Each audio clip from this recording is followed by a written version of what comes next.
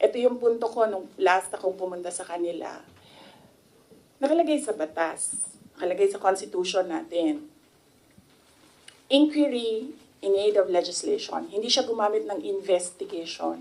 Sabi niya doon, persons, the right of persons shall be respected. Hindi siya nagsabi ng witnesses. Pero pagdating mo sa rules sa loob ng House of Representatives, rules nila in aid of legislation, ginagamit na nila interchangeably. Inquiry and investigation, persons and witnesses. Mag-decide muna sila, ano ba sila doon, korte o hindi? Hindi naman sila korte. Paano ko nasabi na gumagalaw sila na parang korte? Nilagay nila doon. The rules of court are supplementary to these rules. So, ibig sabihin, gumagamit na sila ng rules of court. Ang ginagawa nila doon na is an investigation that is akin to the judicial process na ginagawa ng NBI, na ginagawa ng DOJ, na ginagawa ng mga piskal. At ang isa pang punto namin doon sa sulat ay nakalagay doon sa Constitution.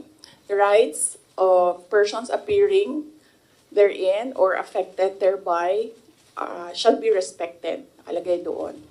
So, ibig sabihin, dahil in aid of legislation lang ito at hindi naman ito prosecution or investigation, ibig sabihin, pwede humindi ang tao, di ba? Kasi, ayoko sumali sa pag-craft ng legislation nyo, bakit nyo ako pipilitin? Di maghanap kayo ng ibang resource person.